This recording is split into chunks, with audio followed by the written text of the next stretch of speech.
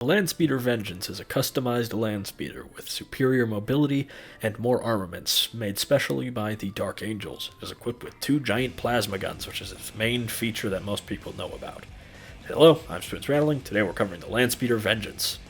So, the Landspeeder Vengeance comes in at 140 points, with 14 inches of movement, its toughness 8, 3 plus save, a 5 plus invulnerable, 10 wounds, leadership 6 plus, and OC 3. Fairly standard for a landspeeder.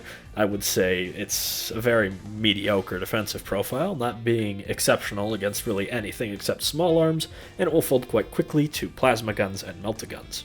In terms of ranged weapons, you get either a pintle-mounted heavy bolter or assault cannon. The heavy bolter is sustained hits 1, that's at 3 attacks that hit on 3s with 36-inch range, strength 5, AP 1, and damage 2.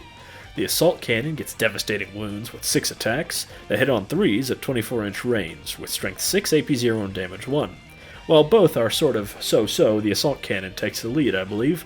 Its devastating wounds do punch up a bit better, and its greater volume of attacks makes it better for clearing out hordes. Now, of course, the main event is the Plasma Storm Battery, which, like most plasma weapons, has 2 profiles. Its base profile comes with Blast and Twin-Linked. It has D6 plus 1 attacks, Ballistic Skill 3 plus, 36-inch range, Strength 8, AP 2, and Damage 1. A fairly odd plasma profile given its high strength but still only damage 1, but the blast and high number of shots can be useful. Then you can overcharge it, which gives it hazardous, but it also gives it an extra strength, AP, and damage, which does put it in sort of a strange place of being high strength and AP, but only damage 2, which sort of limits its effectiveness to no more than a standard plasma gun beyond its excessive shots and blast. In terms of melee, the close combat weapon is just 4 attacks hit on 3s at strength 4, nothing to write home about. Its ability is a fun one at least. When a friendly model within 6 inches is destroyed, once per turn this unit can shoot as if it were the shooting phase. Of course, this does have some counterplay by the opponent. They could just shoot the landspeeder, or they could just, of course, not shoot at things nearby to this, which I imagine most would just choose to shoot at this Vengeance.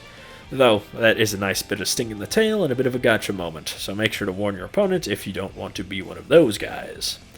Anyways, let's get on to how I think the Landspeeder Vengeance stacks up. And, unfortunately, I don't think it stacks up very well for one very simple reason.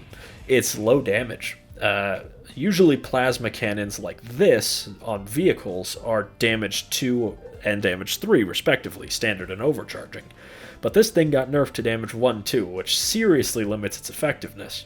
I think if it had that extra damage, it would prove to be a very good general-purpose threat, but in reality, it's pretty much just 2 or 3 standard plasma guns taped together. The extra strength doesn't matter too much. It's nice to have for things like rhinos, but its lower damage means it's not as devastating when it punches through to big vehicles like Land Raiders or Knights. I think it's really let down by that. I think if this thing had that higher damage, it would genuinely be a very threatening gun turret and could provide a lot of heavy firepower that could be very useful for the Dark Angels, given its fast speed. And if it was a bit more devastating at shooting, its counter-shooting ability would be more useful because, well, you would have more damage to shoot at people with. And at 140 points, this thing is probably 30 points overcosted. In reality, you're not that far off from getting something like I think this is the same cost as, say, a Predator Destructor, which is far more general purpose with a damage 3 main weapon. Or you could go for, say, a Vindicator for a similar slight price increase over this thing, which both are much tougher and have much more flexibility in what they can shoot at.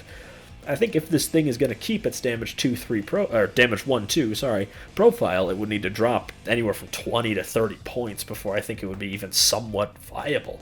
At that point, I think it would be quite strong, but it would also sort of relegate it to being more of a skirmishing unit rather than a big gun turret, which I think is what it wants to be, a big glass cannon. But right now, it's just a big glass pea shooter, pretty much.